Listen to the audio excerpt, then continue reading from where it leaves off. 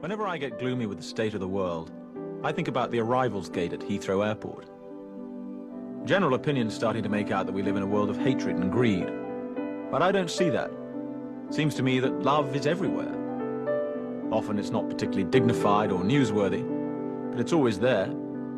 Fathers and sons, mothers and daughters, husbands and wives, boyfriends, girlfriends, old friends. When the planes hit the Twin Towers, as far as I know, none of the phone calls from the people on board were messages of hate or revenge. They were all messages of love. If you look for it, I've got a sneaky feeling you'll find that love actually is all around.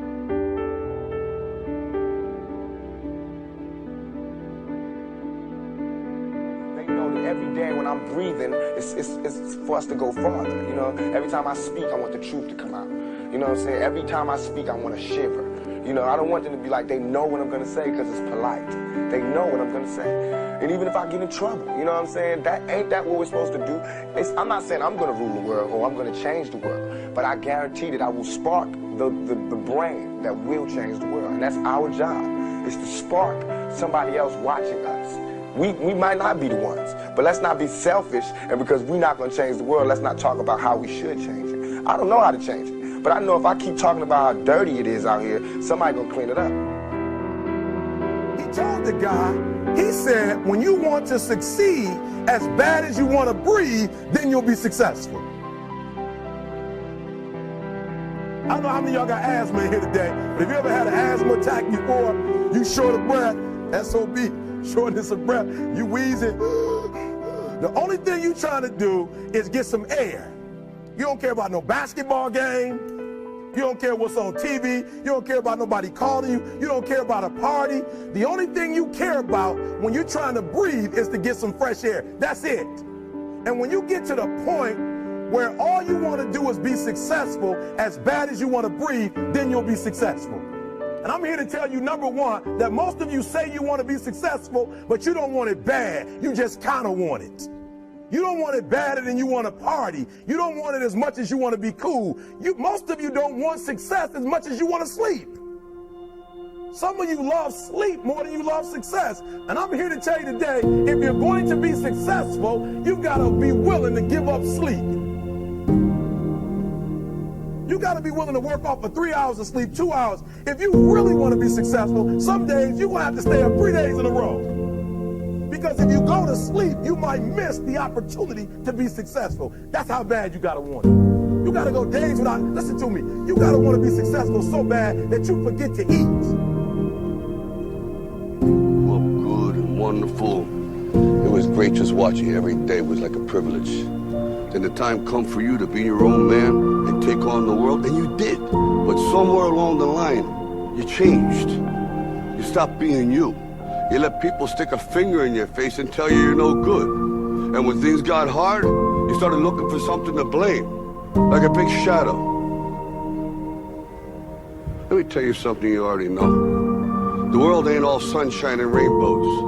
It's a very mean and nasty place, and I don't care how tough you are, it will beat you to your knees and keep you there permanently if you let it. You, me, or nobody is gonna hit as hard as life. But it ain't about how hard you hit. It's about how hard you can get hit and keep moving forward. How much you can take and keep moving forward. That's how winning is done. Now, if you know what you're worth, now go out and get what you're worth. But you gotta be willing to take the hits. Let's suppose that you were able every night to dream any dream you wanted to dream. And that you could, for example, have the power within one night to dream 75 years of time, or any length of time you wanted to have.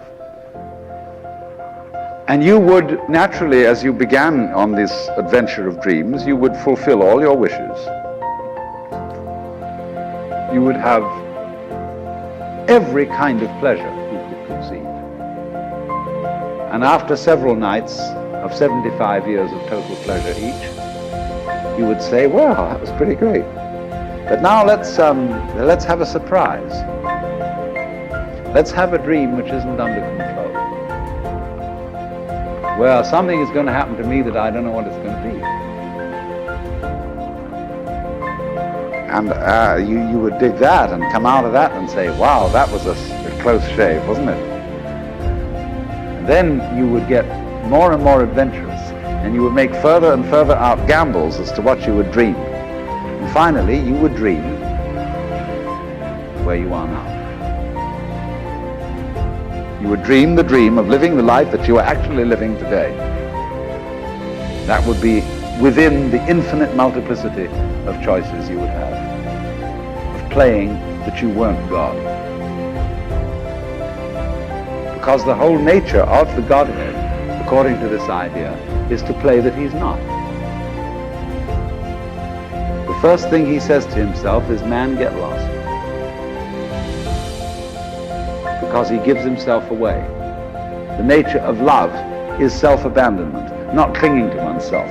Throwing yourself out, as in, for example, in basketball, you're always getting rid of the ball. You say to the other fellow, have a ball. See? And that keeps things moving. That's the nature of life. So in this idea, then, everybody is fundamentally the ultimate reality.